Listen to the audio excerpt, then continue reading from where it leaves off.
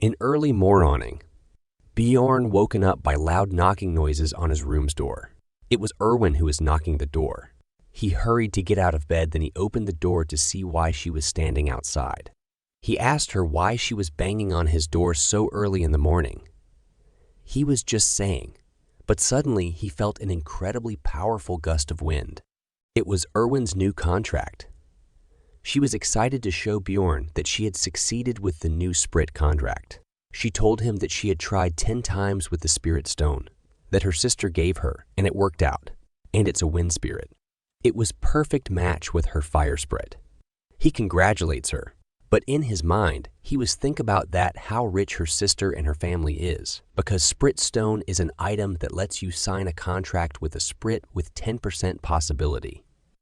But they are pretty expansive, and she tried in times.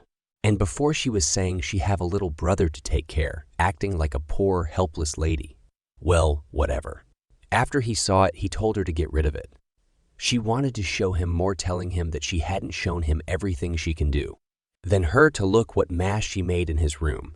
After seeing it, she started to apologize. She promised to clean up the whole mess right away. A little while later, Irwin sat on the bed looking tired after she was done cleaning up the whole room. Bjorn looked at the room and wondered how incredibly talented she was at cleaning, even though she had told him before that she was great at it. He congratulated her on having a contract with the spirit, and she was really happy as she thanked him.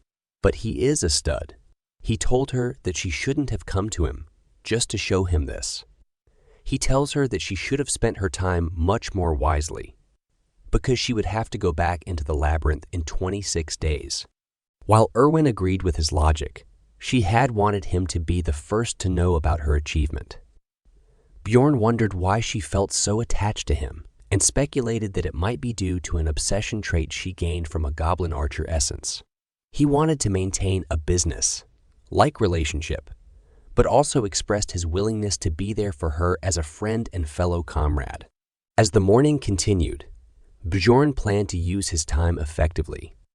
He went to a place called the Angry Bull, where many barbarians were staying.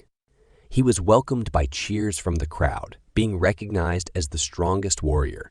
Inside the inn, a barbarian warrior informed Bjorn that he could stay for a cheap price due to multiple barbarians sharing rooms. Bjorn revealed that he was there to see Feneline's third daughter. He was still forgetting the names. Then that barbarian corrected him, because Aynor was Feneline's second daughter, and I think it is very important. Aynor arrived to the scene, and that guy told her that Bjorn was looking for her. She walked up to Bjorn and asked him why he had come to see her.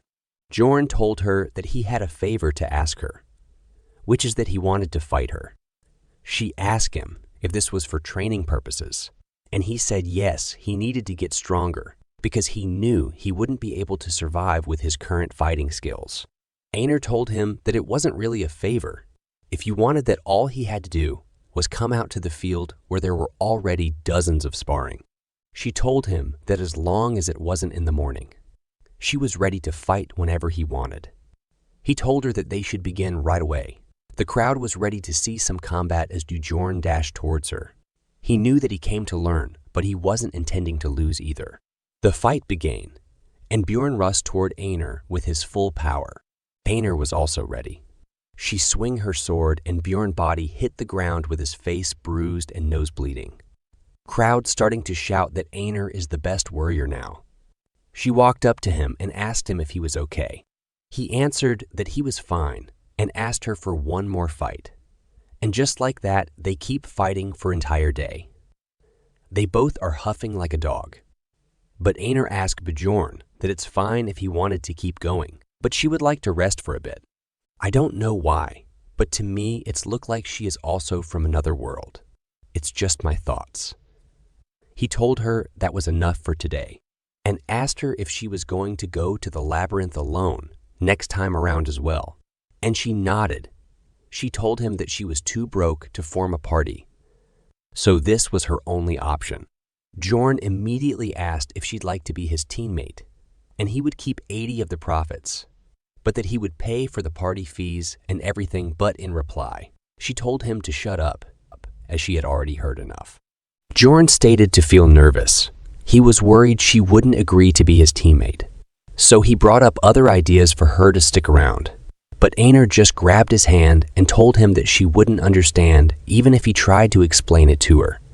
However, she trusted him to join the party. He told her that he was looking forward to working with her. Next day, Bjorn headed to the Barbarian Shrine, a place of great importance to the barbarians. Here they saw the chief of the tribe. I like this old man's smile. He welcomed both Aynor and Bjorn. Old man asked him if he had come to learn how to read and write, like Aynor had. But Bjorn denied it. He was not here for that. He was come here something more. That thing called the spirit seal. Or more specifically, he wanted a spirit seal called the undead seal.